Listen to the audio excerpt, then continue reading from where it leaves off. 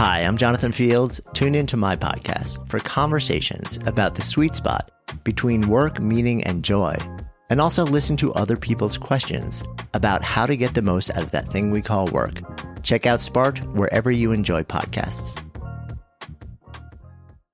From LinkedIn News, I'm Jessie Hempel, host of the Hello Monday podcast. Start your week with the Hello Monday podcast. We'll navigate career pivots. We'll learn where happiness fits in. Listen to Hello Monday with me, Jessie Hempel, on the LinkedIn Podcast Network or wherever you get your podcasts. Hello, my friends, and welcome to another exciting episode of Negotiate Anything.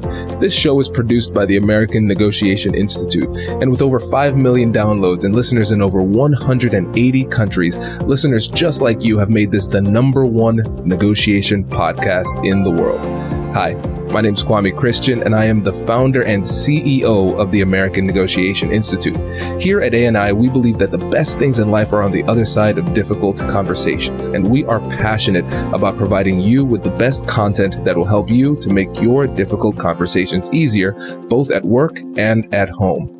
Lastly, I want to remind you that we offer consulting and conduct trainings, both virtually and in person, all around the world. Our focus is in 3 main areas. First, negotiation and conflict resolution. Second, leadership. And lastly, diversity, equity, and inclusion. Check the link in the description below to learn more about how we could work with you and your team. And now, without further ado, let's jump into the interview.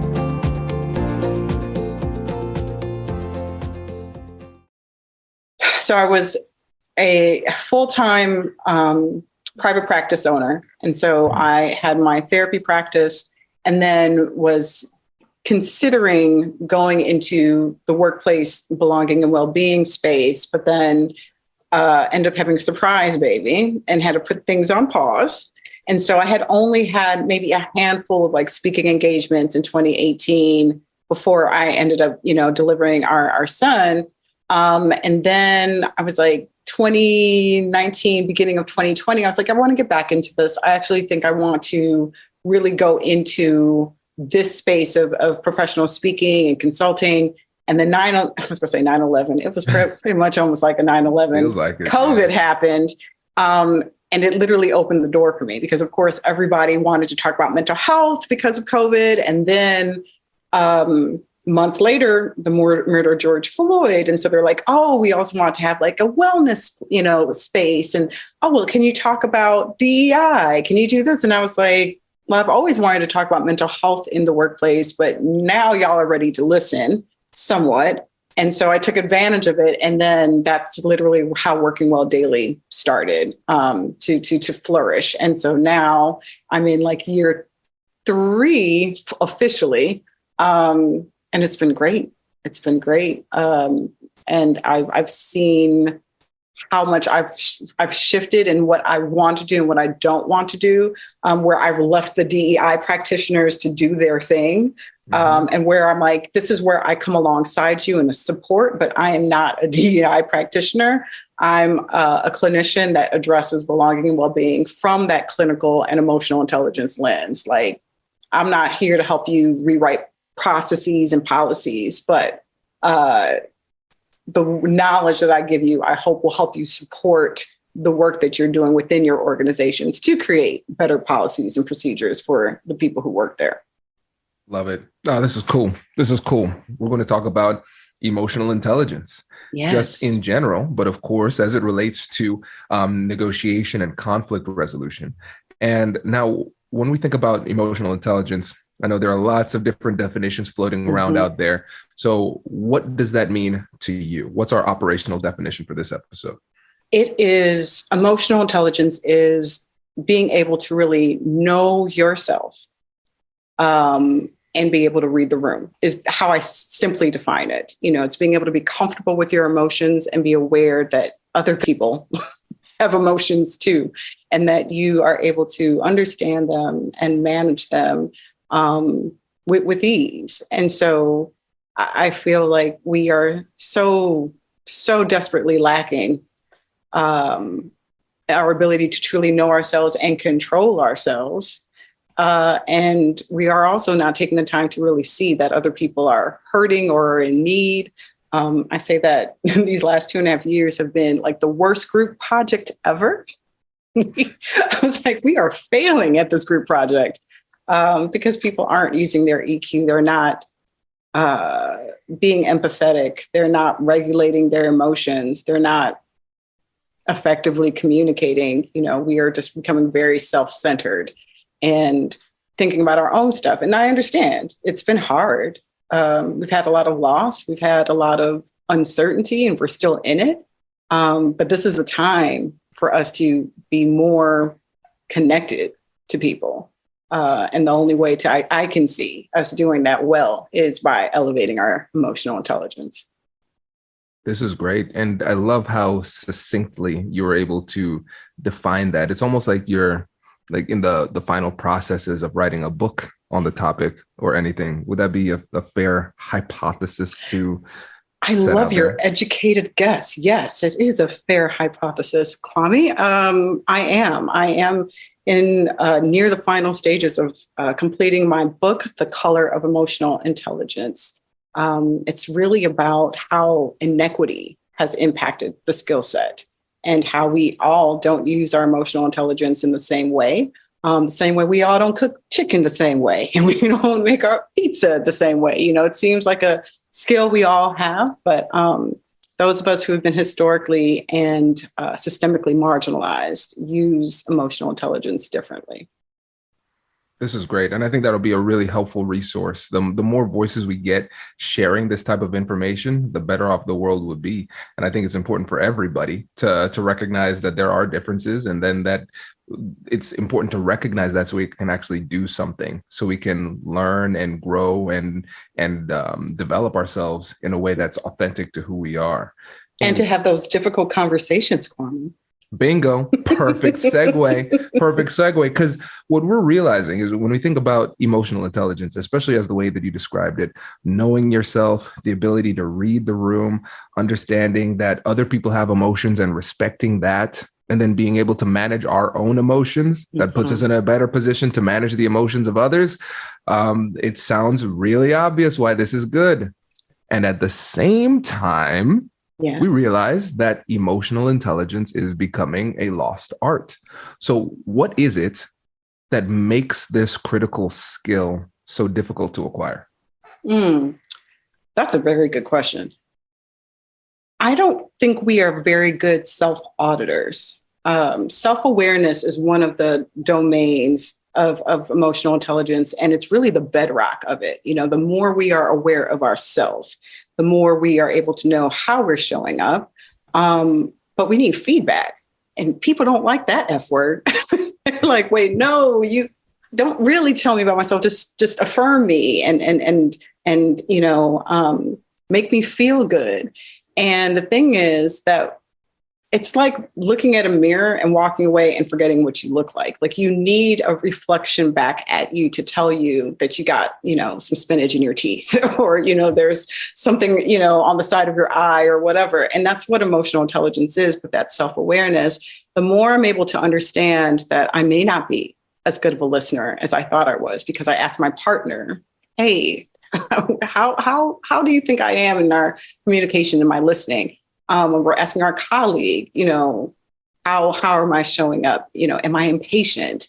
Am I speaking over people, during meetings, those type of things? We need to get that feedback. And so we need to get it from either people that we trust and feel safe with, or sometimes it's not necessarily a person that's close, but that person is very direct and is going to give you exactly what you need to hear, even if it doesn't feel comfortable, so that you can understand how you're landing on other people. But we're not curious enough about ourselves, I don't feel, and that's what I mean about being good self-auditors, to really do that self-check. And then I feel like there's all this conversation about emotional intelligence, but not enough about, and this is probably because I'm a clinician, our emotional narratives. Like, where did we first learn about feelings? How did your family talk about feelings? Did they sweep things under the rug? Did they express emotions, but violently, aggressively? So if you're sweeping things under the rug, you might be a conflict avoidant person. If you grew up in a household where it was aggressive or violent. You might find yourself being very short-tempered or have actually anxiety whenever you see any type of aggression. So I'm like, we can't talk about being smart about emotional intelligence without first understanding what did we learn about feelings in our family of origin, even with society. Like, what do we tell boys? Man up, quit your crying, so even tender emotions aren't really accepted. And even with girls, you're being too emotional. Is it that time of the month? And yet again, as I said earlier, this is such an uncertain time. There's so much loss. And yet we are not able to have tender emotions with one another because we've grown up with this narrative that those tender emotions of fear and sadness aren't safe to express. And that's where I feel like we're falling short, and why it's so important to relearn and become students of emotional intelligence so that we can be better for ourselves and for everybody else around us. Does your company invest in professional development training? If you believe that your team would benefit from a negotiation workshop, all you need to do is go to our website, fill out the workshop request form, and then we'll set up a time to chat. These workshops are completely customizable, and we've done them all around the country.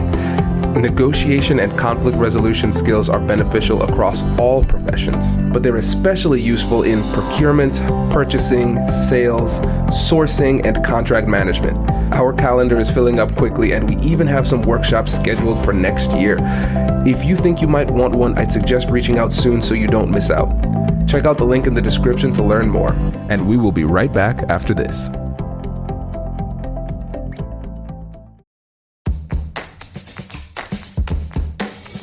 Hey you, I'm Andrew Seaman. Do you want a new job? Or do you want to move forward in your career? Well, you should listen to my weekly show called Get Hired with Andrew Seaman. We talk about it all, and it's waiting for you, yes you, wherever you get your podcasts. Brace the rudders! Raise the sails! Raise the sails! Captain, an unidentified ship is approaching. Over. Roger. Wait, is that an enterprise sales solution? Reach sales professionals, not professional sailors. With LinkedIn ads, you can target the right people by industry, job title, and more. We'll even give you a $100 credit on your next campaign. Get started today at linkedin.com/marketer. Terms and conditions apply. I agree 100%. And like you said, self-auditing, that's where it starts. And that's where it usually ends and fails because people don't do it. And to quote a wise philosopher, truth hurts. And that's Lizzo, of course. Yes. And because I will tell you, when I think about some of the things that I've said or done to trigger humility in myself, it wasn't the intent. I wanted to puff myself up. So I would ask my partner, or I would ask a colleague at work. I was like, on a scale of 1 to 10, would you say I listen? Or how did I make you feel after that conversation? I'm like, I'm an expert. This score is going to be phenomenal. It's not the case. I'm much better when it's a more technical, business-oriented situation. It's easy for me to be disconnected, and I shouldn't say disconnected. I should say more dispassionate. The more emotionally attached I am, the more I fall into more human elements. And I mean human in more of a negative sense, where I allow my emotions to take control in a negative type of way. But there's becoming more emotional intelligent requires you to be attached to those emotions, understand them, but not let them get in the way of productive dialogue. Right. And so, I'm growing. And I think this is really important. I'm glad that you also talked about the emotional narratives. That's not something that I've heard before. And listeners, before we got into the episode, or I guess flowed into this conversation, I should say, we were connecting over the fact that we're both Caribbean Americans. Farah is from Haiti, born in Haiti. My dad is from Dominica. My mom is from Guyana. And I'm sure you're familiar with this archetype here, the stoic Caribbean male. It was years before I allowed myself to feel, and I didn't. It's so funny because I would spend all these years teaching people emotional intelligence through negotiation and everything. And then, Farah, when you're therapist starts quoting parts of your book to you in a session. Oh my gosh. It is you're stepping on toes. Exactly. You're not supposed to do that. I didn't make this book for you. But yeah, this is great. I want to go deeper into those emotional narratives. Like, how do we uncover not just the fact that we have these emotional narratives? Once we recognize them, what do we do about it? Yeah, that's good work. And it's funny that you said your therapist was saying things back to you. So obviously I advocate for therapy, or just a space where you can process. We like to believe that we are rational human beings. We're just logical, and we show up and we do business, and that's all this is. But we're the sum of our parts, and so we can't ignore the fact that we grew up in a certain environment, whether it was in foster care or with our grandparents or with our biological parents, whatever the circumstance is. We have to really uncover it for us to uncover ourselves. You can't truly know yourself if you don't take time to really dig deep and go, okay, why am I the way that I am? So it's opportunities to slow yourself down. And actually, in the first part of the book, before I even get into the inequity piece, or quote unquote, add color to the EQ, for anyone who doesn't even know what emotional intelligence is, the whole first part is an introduction in black and white, what it is. And I help you to ask those questions. I mean, it's literally what I just asked you. Like, what is your emotional narrative? How did your family talk about feelings? What was that like? Did they dismiss your emotions? Have you had any experience of trauma where, you may have grown up with a healthy family dynamic, but something happened, there was abuse, or there was where your boundaries were violated, whether it was sexually or emotionally, and that shut you down. And so now you feel like you can't articulate your emotions. So your emotional vocabulary kind of gets stunted. All of those experiences that we have to uncover. So that could be through journaling. If you aren't ready for therapy yet, that you're able to put it out there so you can see it. Not so that you can, go down this rabbit hole, but more so that you can have a little bit more ownership to your story, that you can go, okay, well, this is it, but I'm the editor. I can rewrite this. Maybe my parents didn't teach me these skills, but I can learn how to be more emotionally intelligent. I like how you said earlier, that you're just not letting your emotions take over. I have a phrase of walking the dog. So I don't know if you're familiar with the dog whisperer. Yeah.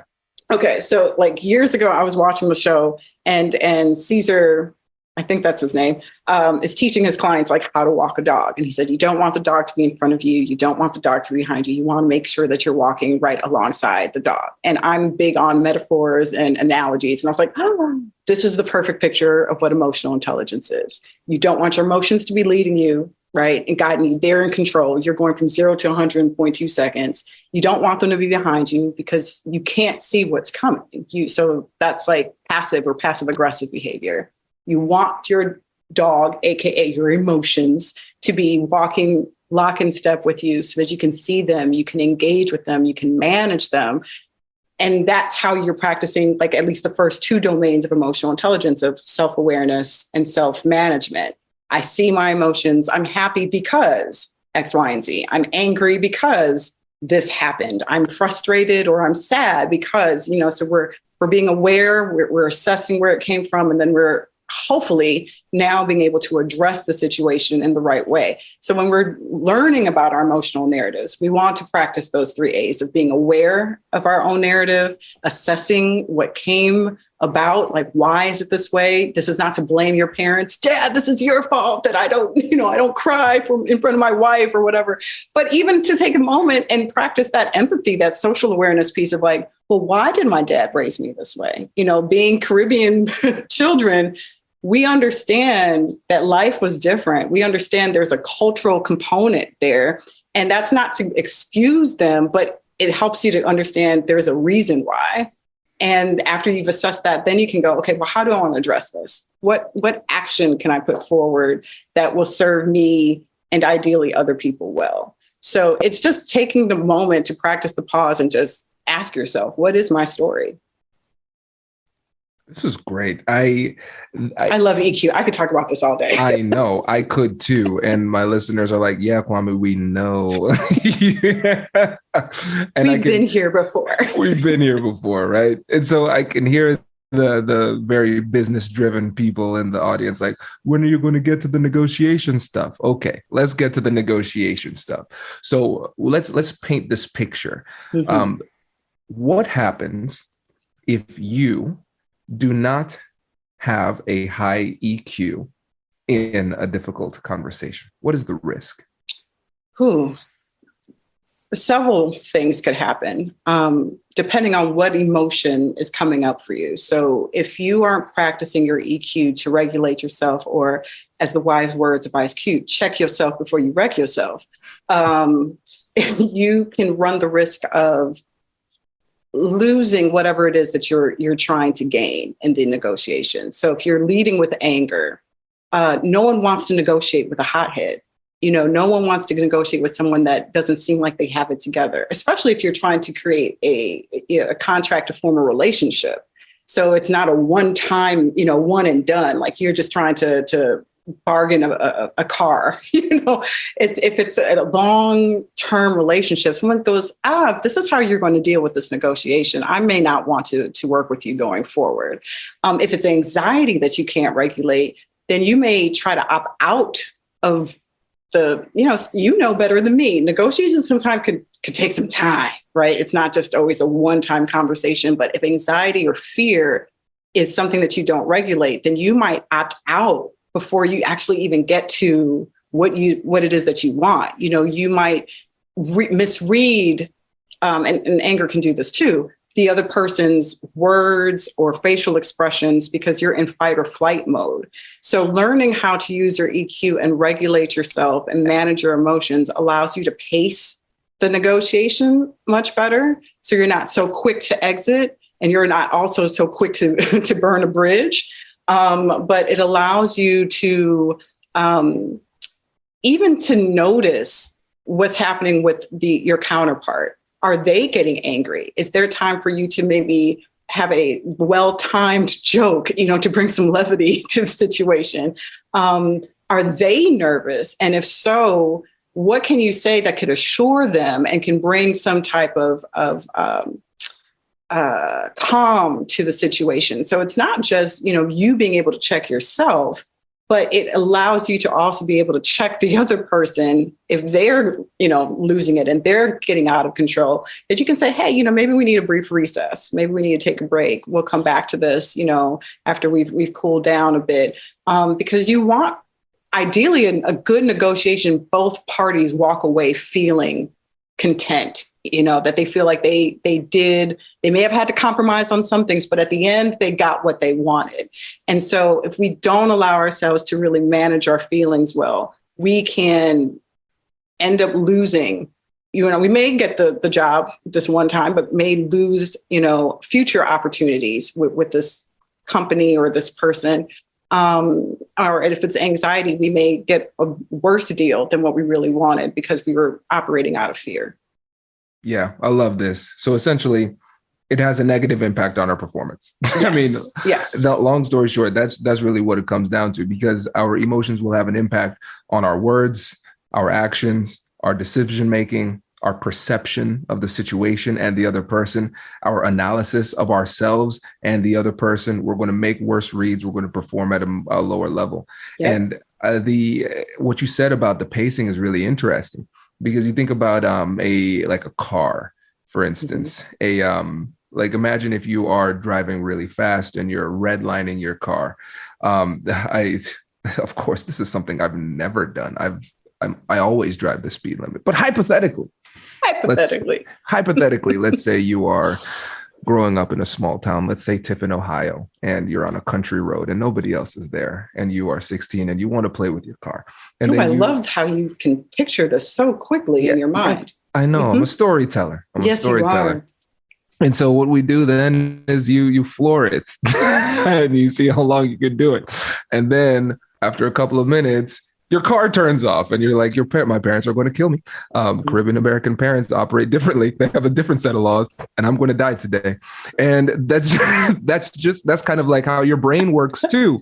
Because if you are redlining emotionally for too long a period of time, then you are eventually going to get tired.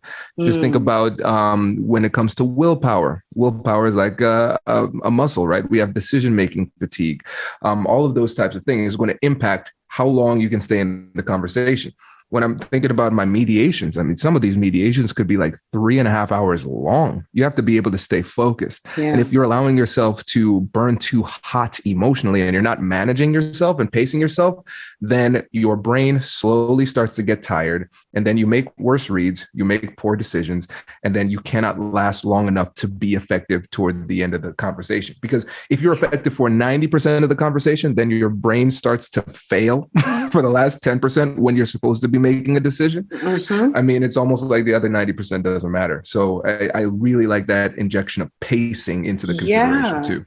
Yeah, I love that you pretty much broke down the neuroscience of what happens to our brains when we're processing emotion or when we're dealing in stressful situations, right? Because our prefrontal cortex, which is like in the front of your I would say like right in the middle of your forehead, if we wanted to place it there, it's the boss of our brain. It's the rational, logical decision-making area. And it takes a lot of energy to use that. So our amygdala, which is like in the middle of our brain, is what houses all of our emotions. Our brainstem is where our fight, flight, or freeze kicks in. And those two parts love to talk and hijack the brain a lot. And so when we're pacing or practicing the pause, taking those deep breaths, those calculated deep breaths, counting to 10, sometimes I tease, some of y'all need to count to 100. It allows that oxygen and the blood to flow so that, you're moving from like the low brain to your high brain. And that's what we want. We want to go from low emotional intelligence to high emotional intelligence. And we don't want our brain to be hijacked by our limbic system, where we're just letting all of that, raw emotion come through without asking ourselves, well, why, when Kwame said this, it triggered this anxiety, or why is this making me upset? And you have to pace yourself so you can ask yourself the real question. Oh, when he said it in that tone, it reminded me of this. And I remember the other time where I felt like I was not being heard, and that's what's coming up. So let me pause for a second and then say something that will help me advocate for myself, going like, hey, Kwame, let's slow down a second. You're talking over me. Can you give me a moment? Instead of going, oh my gosh, see, you're not listening, I'm done, or you start shutting down, you may not say anything, but you just start shutting down and you're not listening to what the other person says. So really understanding how our brain is even processing the emotions and what the brain needs to process and pace well is so important. So that pacing, that taking the deep breath, practicing the pause is so needed for, like you said, it's sometimes it could be a long marathon of a mediation. You want to pace yourself well, because like you said, if you ran great for 90%, but you don't cross the finish line, like people would be like, "What? Why did we come here? Like, what was the point for giving you the water and cheering you on? Like, can you run this last mile?" So you want to pace yourself well so you can make it across the finish line. Yes, well said. I love this. It's so helpful, and especially the advice of slowing down and counting. And I think it's really helpful to understand the psychology behind that, because we could say, oh, I've heard this so many times, it becomes almost like a truism. It's too trite, right? And we just become, numb to that advice. But it's the easiest way to trigger your parasympathetic nervous system, where you're actually slowing it down, right? It's just that simple. Taking that deep breath. And what I found also is that a lot of times people are afraid of showing whether or not they are feeling something. I am not afraid to let people know if I'm feeling something. If I'm frustrated, mad, those type of things, I'm not going to flip tables. But you'll see that, like, okay, I said something, and usually Kwame responds pretty quickly, but now he's taking 5 seconds, like 5 or so seconds. He took a couple of deep breaths and slowed down before saying the next thing. And so what I've realized is that earlier in my career, I used to thought that was a weakness. I didn't want to show any type of that I was affected in any way. But now I realize that it is really a strength because it shows that you are controlling the moment. You're controlling yourself. And a lot of times we have to remember this important thing. A lot of times we have these underhanded negotiation tactics where you might be dealing with a bully, somebody who is not negotiating in good faith.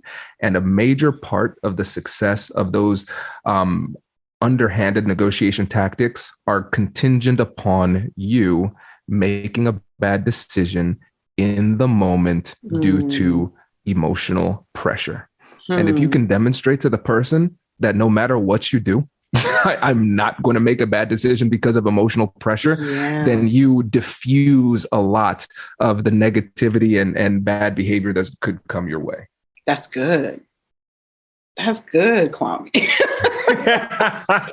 Yes. Yeah. I mean, that is so key. And I think and I know you've mentioned this probably several times on this podcast, that it's not just in the boardroom that we're having conversations about negotiations. It's with our toddlers, it's with our, friends, it's with our partners.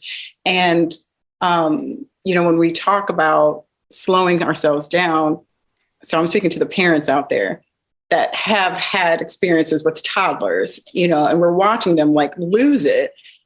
And it's going to escalate if we don't slow ourselves down. And if we're not calm, and if we're not creating this kind of like baseline for them to see us modeling ourselves, walking our dog, quote unquote, managing our emotions well.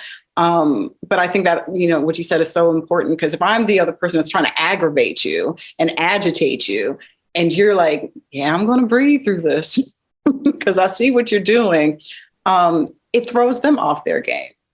And, and again, if you're trying to come out of this well, it's not like, I'm not trying to say we want them to fail, but we want us to be working on a mutual playing field, like, okay, stop playing these games. I see what you're doing. Let's slow down together and actually talk about what we're here to talk about. And I think that's the hope, is when you're practicing high emotional intelligence, that it will be something that will be contagious and the other person decides, okay, let's do this together.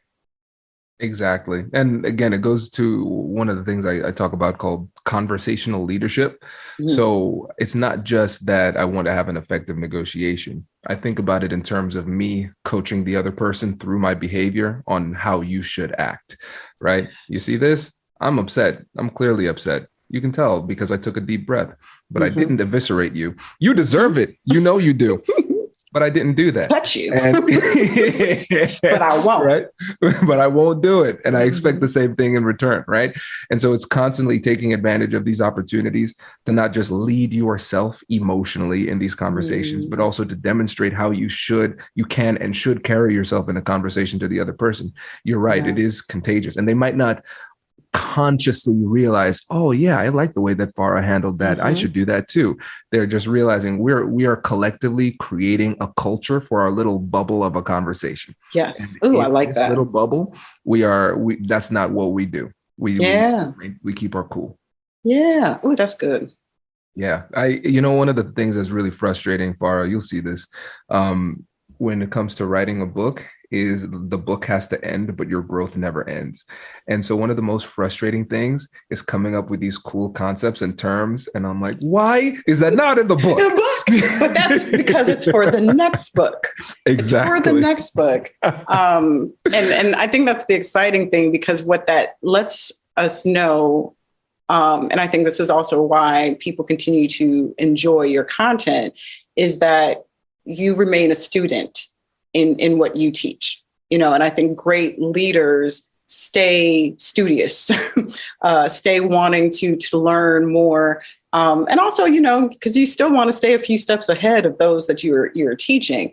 And so there's no final destination in all that you're learning. There's going to be new things that get downloaded into you where you're just like, oh, that's brilliant. why wasn't this in the book? Because it's for the next one. It's for the next one. Exactly. And this is a perfect segue for you to shout out your book again before it comes out. Let's prime the pump a little bit and also let the listeners know about how they can get in touch with you as well. Yeah. So again, the book is The Color of Emotional Intelligence, and it will be coming out in 2023. If you are interested in joining my pre-launch group, so you can get behind the scenes, details and everything, as I make my way through publishing and launching, you can go to workingwelldaily.com/books. If you want to follow me, which you should, on LinkedIn and on Instagram and Twitter, I'm at Farah Harris, LCPC. And if you want to learn more about the work that I do for organizations and individuals and leaders, you can visit workingwelldaily.com. Love it. Farah, thanks so much for joining us. Really appreciate it. It's been a pleasure.